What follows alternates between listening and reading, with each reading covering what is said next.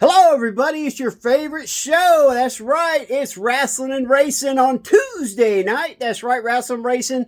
We are going to be all over the board for the next several months due to basketball, football, all kinds of sports going on, and everything going on here at Greenville Sports Media. We want to thank Greenville Sports Media, of course, for bringing Rasslin and Racing to you each and every week. Also, we want to thank Beef and Rib in Westminster, South Carolina, Ardensburg Grill in Central South Carolina, Pepsi Cola, and all of our other sponsors. We just want to thank you for keeping our show on the air and keeping us going. And without a doubt, let's bring in the man, the myth, the legend.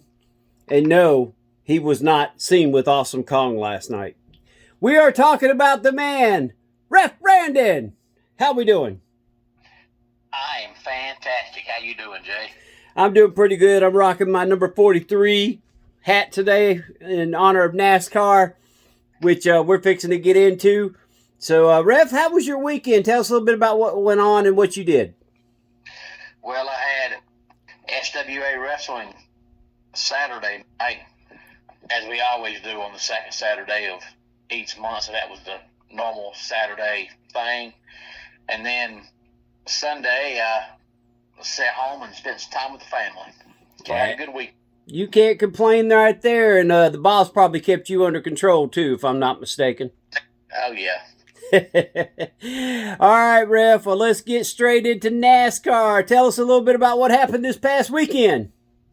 Well, we had another road course race that was dominated by Shane Van Gisbergen. I tell you what, road course racing used to be not necessarily exciting because of the race, but exciting because you never knew who might come out and get a victory.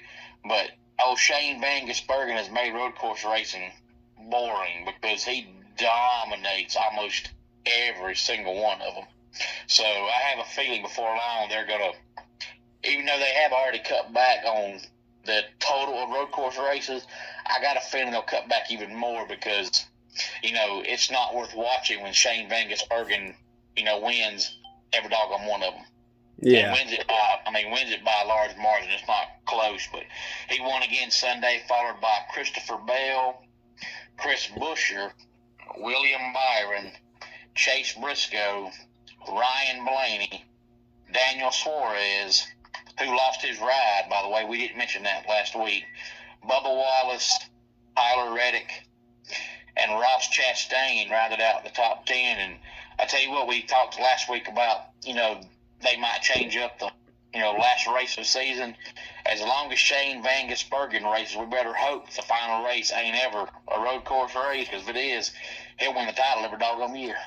Yeah, he's definitely making sure he's going to be in the points race in order to get into the playoffs, that's for sure. A lot of different things. Ref, we go back to week one when we gave our predictions. Do you remember what our predictions was, who you had and who I had to win the championship this year? If memory serves, the Lord knows I didn't write it down. I think I had Kyle Larson. Yep. And I think you picked Tyler Reddick. Yep. And we're both in it so far still. Yeah, and the playoffs are just right around the corner, so it's just about there. This Saturday, they're doing some night racing. Saturday night at 7:30 at Richmond Raceway, going to be the Cookout 400. And I think the following week at Daytona, I believe, is the last race of the regular season. So I think there's 2 more races to go in the regular season. Well, there you go, folks. There's our NASCAR report brought to you by Ref Brandon. And that also was brought to you by Pepsi Cola. Nothing better than ice cold Pepsi, especially here in the summertime. And we're getting ready for some fall football and stuff. So things are starting to ramp up. And Ref, let's move into a little bit of AEW. AEW Forbidden Door will be next Saturday, August 24th. It's going to be on pay-per-view. And Ref, something that we also didn't talk about is AEW now has every single one of their pay-per-views on Max. So now, folks, if you have the Max, HBO Max app, you can go back and watch every single pay-per-view AEW has. This is something a lot of fans have been wanting to happen, and now it is. And it's also opening the door for ROH to be going to Max. A lot of different things I'm hearing. So we'll keep an eye out on that. Of course, we'll be watching this Wednesday night as we start to get some of the matches set up. They've got a bunch of feuds going, but there's not really anybody on the card other than Athena and Toni Storm at this point. Yeah, it seems like, they had a lot of build-up and did some great work building up to All In, and ever since then it's kind of gone stale. Yeah, I think a lot of guys were bruised up, too, because I've noticed they've been using the same guys every week, last 2 weeks since All In. A bunch of the other matches, those guys are on the injured reserve, or as Samoa Joe is right now, he's on TV production for his movie that he's doing on Peacock. So just a lot of different things. AEW, of course, like I said, this week, next week they'll be in England, and they will be there from Glasgow, and then they'll be doing the pay-per-view from over there. So AEW got a lot of good things. Of course, MJF was kicked out of the Hurt Syndicate and the Hurt Business. I'm sorry, I keep calling them from their WWE days. And that's been one of the things that they're going with is MJF versus Hangman. It seems like there's a lot of good feuds going on, but they haven't signed any to the pay-per-views, which I know that, we're going to be adding in New Japan wrestlers. We're going to be adding some from CMLL, and because it's Forbidden Door, there's going to be guys coming out from behind that no one's going to be ready for. So maybe that's what the holdup is. Maybe so, but you think that being, a week and a half away to the pay-per-view, they would announce at least, 2 or 3 matches. Now you got to rush, to announce them all, because you only have, this week's TV and next week's TV, and that's it. Yeah, I think they're on now. This is what I heard. They're only going to announce 4, and then they'll have 4 matches that will be the Forbidden Door matches where you don't know who's going to come out until the music hits. Well, that makes sense. Yeah, so folks, just keep an eye on AEW. So far, they have been the production of the year, but WWE slowly starting to get back to where they was. But still a lot of catching up to do, and good luck to them, because now let's go to WWE Ref. Of course, we talked a little bit about last week about SummerSlam. Now we're getting ready for the show in Paris. One match signed as of last night. Seth Rollins will face CM Punk, LA Knight, and Jey Uso for the World Heavyweight title. What's your thoughts on this one so far? Well, it's not really a surprise, but, we've talked about this before, and it's just getting worse and worse to me. They need to find something for LA Knight. I mean, I'm personally not a fan of him, but I think they had a chance to give him the world title, and it didn't happen. And I think now his gig is old. He needs to either completely change his character or do something, because we know what he was doing was working with the crowd, but it didn't get him a belt. And now he's just kind of thrown out there, to be put in matches, but he's not winning. He's just there. Yeah. Well, Ref, I know me and you didn't get a chance to talk about this, but we're going to do it because we haven't done one in a while. We're going to give our top 5 performers of the last month. We're going to say last month because a lot of wrestling's happened since we've done one, and it's something that it's hard to do it off of just 1 week of both shows, because I think there was some flops and some gains on several different superstars. So we're just going to give it a whole month. Over the last month, and you can take your time on this. I'm not, you don't have to fire all 5 real quick. Just give me your thoughts on your 5, just off the top of your head, that you think deserve to be the top 5. Are we doing men and women, or yeah, just just the men, and then we'll do just the women? Okay, because I'd have to have. Oh shoot, I forgot his name now. The guy that's feuding with Kenny Omega, Japanese guy, the Rainmaker. Oh yeah, Kazuchika Okada, that's his name. Yeah. I have to have him in there. Yeah. And I'd have to have Bobby Lashley in there, and I'd have to have Gunther in there because Gunther's the man. And outside of those three really stand out to me. So I'd have to have those three. And then the other two, I don't really know because nobody really, to me, has stood out in the last month outside of, those three. But maybe you put CM Punk on there because his match with, where he won the belt. Gunther. That match was phenomenal. And, of course, I know it's because he had Gunther in the ring with him. But, I haven't seen CM Punk go that long and look that good in a long time. So just that one match alone, to me, is top 5 ability. And I'd probably have John Cena on my list because to be gone as long as he was and to come back, and then his first couple matches back, he looked dreadful. But his last few matches, he's actually looked really good. Him and Cody had a phenomenal match. So that'd probably be my top 5. All right. Well, I agree with you. Rainmaker for sure would be in my top 5. Cody Rhodes would be also in my top 5. I would also add Gunther after what I've seen him do over the last month. And then, you know what? I'm surprised you missed this because he's actually been pretty funny and he's such a freaking just bruiser. And that is our man. You know who that I'm talking about, Mr. Spear. Mr. Spear. Braun Breaker. The only thing that brings Braun Breaker down is the fact that he's still part of that faction. That's going to hold him back, in my opinion. I can't get over that. Oh, come on now. I mean, what he said last night was funny. CM Punk, what are you going to do? You're 47? And he said, LA Knight, what are you, 40? You're like 100 years old together. I'm sorry, that was hilarious, man. Even the crowd was going, that was hilarious. I'm telling you, I just love Breaker. He's no nonsense. He's got his dad in him and Rick Steiner, just no nonsense. And then he's got his antics like Scott. You know what I'm saying? He's all over the place.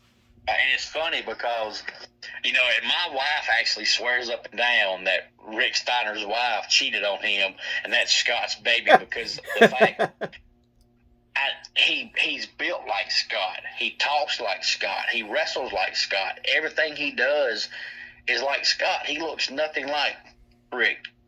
And that, to me, that's why he's such a good wrestler because he wrestles more like Scott. And I always thought Scott was a better wrestler than Rick was. But all of his mannerisms. If you close his eyes, heard the man talk, he talks like Scott Steiner.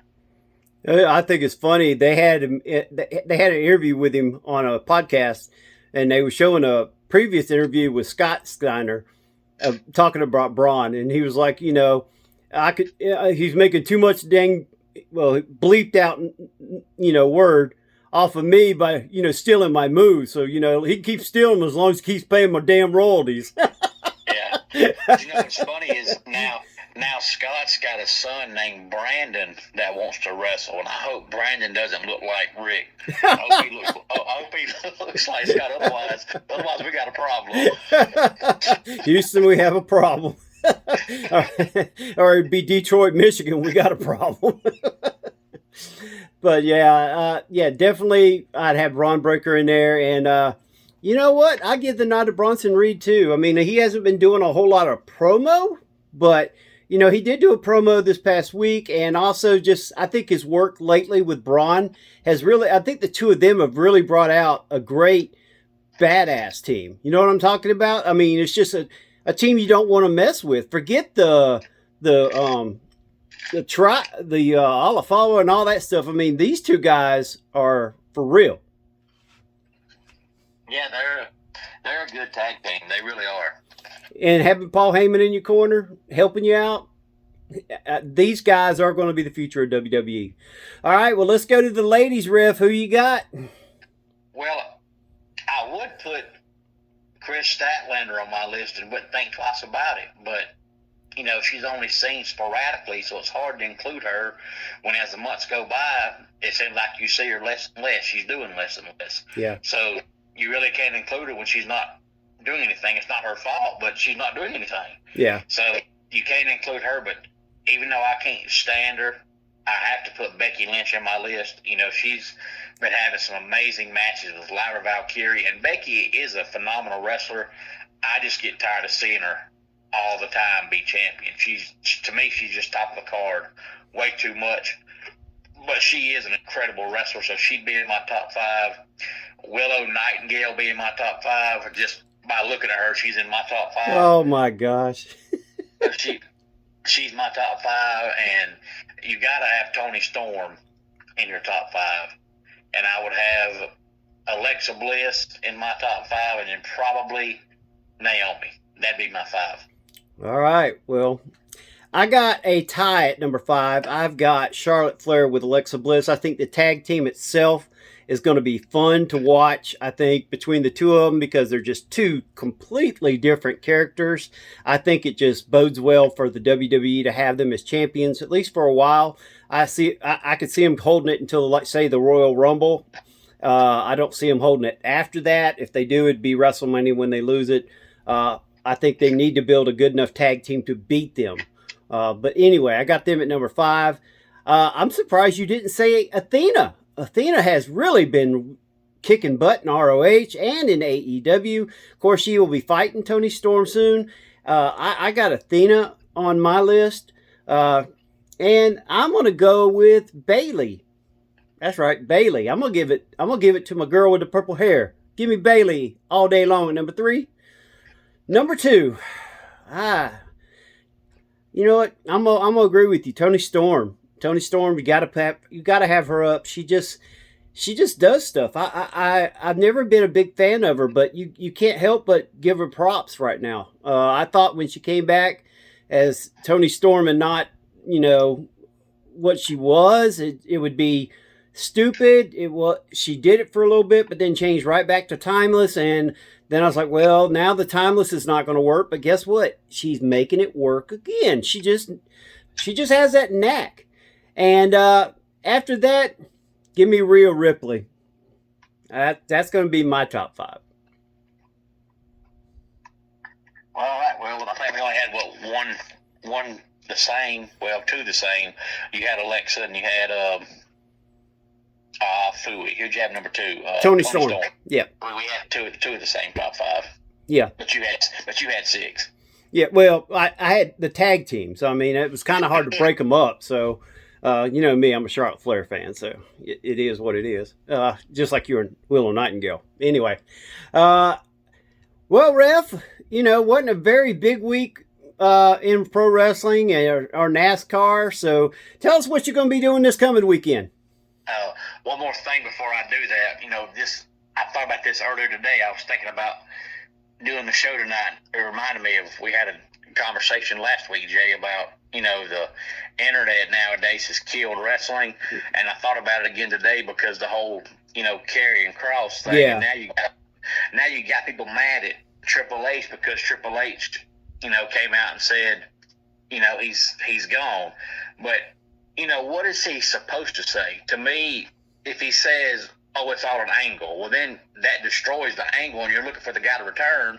But if he comes out and says, oh, he's gone, then he comes back and you say, oh, he lied to us. So what is he supposed to say? The internet's killed that stuff because, 20 years ago, if somebody was leaving, you didn't know they were leaving. Yeah. And now it's like they leave and everybody knows because of all these different 500 different wrestling websites, and then Triple H gets accused of lying for saying he's gone. But if he says, oh, he's going to be back, well, then you're destroying the whole angle from the get-go. So he can't really give an answer that's either lying or giving something away. So I hate that he even gets asked stuff like that because you can't say anything and it be the right. But I think now, ever since, the whole Ron Killings thing, people think now every time somebody leaves, it's a storyline. when there are people that actually, leave the company. And they had 6 months to re-sign Karrion Kross and never did it. And even up to the last couple of weeks he was there, he had that angle with Sami Zayn, but, their last match was a pay-per-view match. It went 8 minutes. So even right now, as popular as he is, they haven't done anything with him. So I think if he does come back, it's going to have to be a different character or something. But, what is Triple H supposed to say?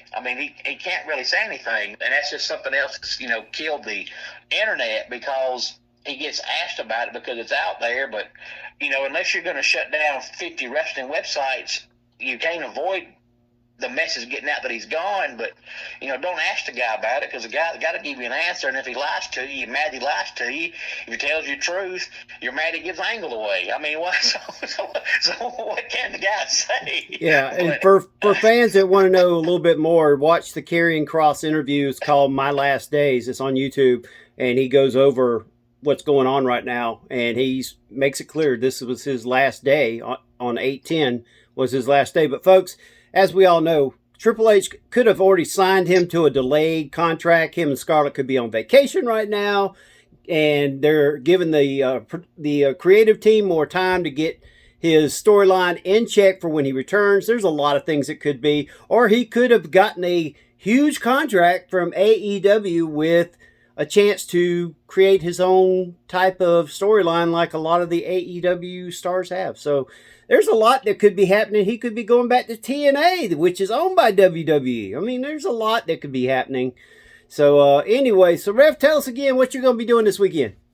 This Saturday is the big show that I mentioned to you briefly last week on the show, but I'll be in Griffin, Georgia, which is about a 2.5, 3 hour drive, depending on, where you are, but it's well worth the drive, whether you're in North Georgia, Northeast Georgia, or South Carolina or North Carolina, because we're going to have Carlito, and we're going to have the Barbarian, and we're going to have Elektra Lopez, who was just NXT last year, and we're going to have Kid Cash, who was in WCW back in the day. They're all going to be there this Saturday night in Griffin, Georgia. It is a benefit show for the Griffin High School wrestling team. And the show starts at 7 o'clock, but there'll be a meet and greet with all the wrestlers starting at 6 o'clock. And I'd love to see everybody there, but you cannot buy your tickets at the door. You have to buy them in advance. You can either buy them at ucwtv.com, or you can buy them at eventbrite.com, or if you live in that area, you can go by the Spalding County Sheriff's Office or the Griffin High School and buy them. But do not wake up Saturday morning, I want to go to the show now, because it's too late.